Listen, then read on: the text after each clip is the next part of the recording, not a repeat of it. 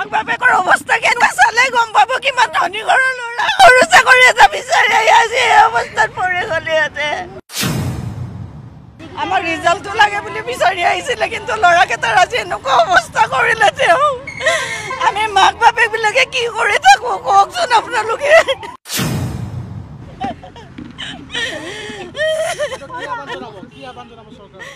আহ্বান জনাইছোঁ এতিয়া ল'ৰাকেইটাক যাতে মুকলি কৰি দিয়ে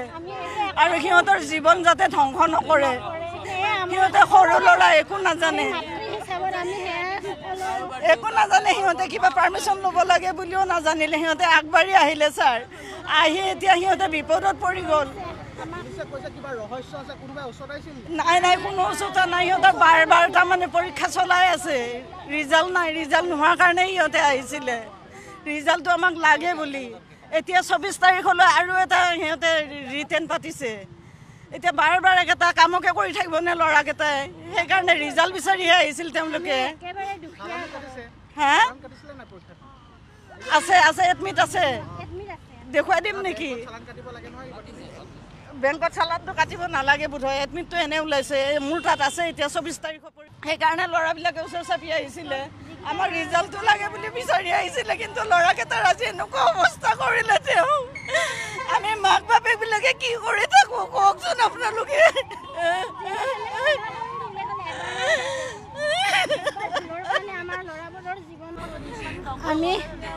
আমি ইমান নাজানো গাঁৱলীয়া মানুহ তাৰ বাবে আমাক ক্ষমা কৰি দিওঁ আমাৰ ল'ৰাবিলাক গম পাব কেনেকুৱা ঘৰৰ মাক বাপেক কেনেকুৱা অৱস্থাৰ ল'ৰা তেওঁলোক মাক বাপেকৰ অৱস্থা কেনেকুৱা চালে গম পাব কিমান ধনী ঘৰৰ ল'ৰা সৰু চাকৰি এটা বিচাৰি আজি এই অৱস্থাত পৰি গ'লে ইয়াতে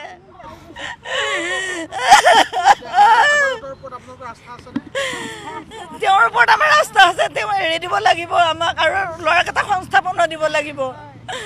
কি কৰি খাব নহ'লে তেওঁতো গম পাইছে তেওঁ ল'ৰাকেইটাকেইটা কি ব্যৱস্থা কৰে অতি সোনকালে তাৰমানে ব্যৱস্থাটো ল'লে ভাল হয় মুকলিও কৰি দিব লাগে আৰু কি কৰে তেওঁ আমাক এতিয়া মিডিয়া যোগে আমাকো জনাব লাগিব কথাবিলাক কি ক'ব যিহেতু নন এভেইলেবল সেকশন লগোৱা হৈছে গতিকে আপোনাৰ কোন আছে ইয়াতে হয় মোৰ ভতিজা ল'ৰা এটা আছে আপোনাৰ দেউতাক নাই তেখেতৰ আজি 1.5 বছৰ হৈছে দেউতাক ঢুকুৱা বহুবাৰ ইণ্টাৰভিউ দিলে বহুবাৰ ইণ্টাৰভিউ দিয়াৰ ফলত ৰিটেনটো কোনোবাৰে নিদিয়ে 2-3 বাৰ নিদিয়াৰ ফলত তেওঁ ভাগৰি পৰি আমাকো সোধা নাই নুসুধাকৈ তেওঁলোকে এনেকৈ গুৱাহাটীলৈ আহিছে আহি তেওঁলোকে কি কৰিছে কি নাই আমি নাজানো কিন্তু তেওঁলোকক এটাই অনুৰোধ আমাৰ চৰকাৰখনলৈ তেওঁলোকে যেন আমাৰ ল'ৰাক মাফ কৰি দিয়ে কাৰণ তেওঁলোকে বহু ভাগৰুৱা হৈয়ে গুৱাহাটীলৈ আহিছিল গাঁৱলীয়া ল'ৰা তেওঁলোকে একো নাজানে আও ভাও একো নাজানে গতিকে তেওঁলোকে আহি কি কৰিছে কি নাই আমি অজ্ঞাত গতিকে যিয়ে নকৰক তেওঁলোকক মাফ কৰি দিলে আমি বহু সন্তুষ্ট পাওঁ আপোনাৰ কোন আছে ইয়াতে মোৰ নিজৰ ল'ৰা আছে কি ক'ব যিহেতু তেওঁলোকে ৰুখত পৰিছে চৰকাৰো তেওঁলোকে ৰুখত পৰিছে আইনৰ ৰুখত গতিকে কি আহ্বান জনাব চৰকাৰলৈ এইটোৱে আহ্বান সিহঁতে যি ভুল কৰিছে বা জানিয়ে কৰক বা নাজানিয়ে কৰক তেখেতসকলক মাফ কৰি দি পেলাই যেন সিহঁতৰ দোষ মুক্ত কৰি দিয়ে কিন্তু যি সেকশন লগোৱা হৈছে কিছু সময় পাছতে হয়তো ইয়ালৈ লৈ অহা হ'ব তেওঁলোকক গতিকে কি বুলি ভাবে যদি তেওঁলোকক ইতিমধ্যে যিহেতু যি বেল লগোৱা হৈছে নন বেলেবল তেওঁলোকৰ ওপৰত সেকশন লগোৱা হৈছে গতিকে আহ্বান কি জনাব মুখ্যমন্ত্ৰী এই বিষয়ে আমি যে নন সেকশন বা বেল আমিতো বিশেষভাৱে নাজানিম সেইবাবে মুখ্যমন্ত্ৰীলৈ আহ্বান তেওঁক যেন তেখেতৰ মানে ছাত্ৰ বুলিয়ে যেন মাফ কৰি দিয়ে এটা চাকৰি 2018 চনৰ পৰা মানে এই 19 বল চাকৰিটো মানে আৰম্ভ হৈছে 2018ত আৰম্ভ হোৱাৰ পাছতো 2020 চনত তেওঁলোকৰ শাৰীৰিক পৰীক্ষা হৈছিল চৰকাৰৰ বিসংগতিৰ বাবে সেইটো কেঞ্চেল হয় আকৌ 2021 চনত আকৌ শাৰীৰিক পৰীক্ষা হয় তেওঁলোকে ধৈৰ্য সহকাৰে পৰীক্ষা দি আছে তাৰপিছত 2022 চনৰ ফেব্ৰুৱাৰী 20 তাৰিখে আকৌ ৰিজন পৰীক্ষা হয় তেওঁলোকে ধৈৰ্য ধৰি এইবিলাক পৰীক্ষা দিয়ে আছে এতিয়ালৈ কোনো ফলাফল হোৱা নাই তেওঁলোকে ফলাফল বিচাৰি মাননীয় মুখ্যমন্ত্ৰী তথা ডিজিপি ছাৰক তেওঁলোকে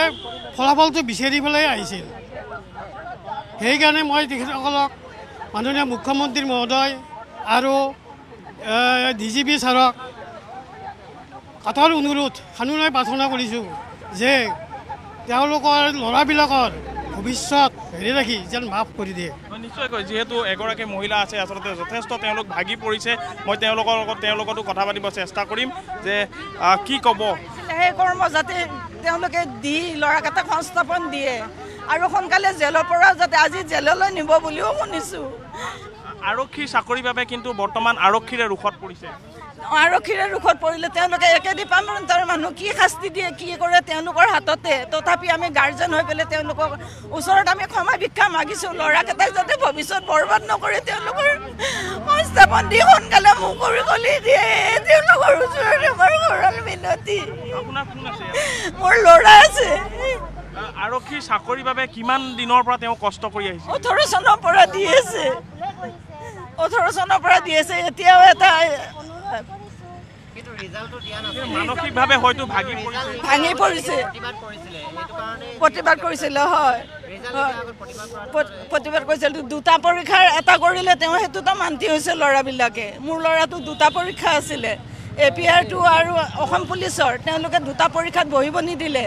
নিদি পেলাই এটা কৰিছে তাতেও মান্তি হৈছে। তথাপি ৰিজাল্টটো যদি পাই ল'ৰাবিলাকে শান্ত হৈ থাকিলেহেঁতেন শান্তি পালে।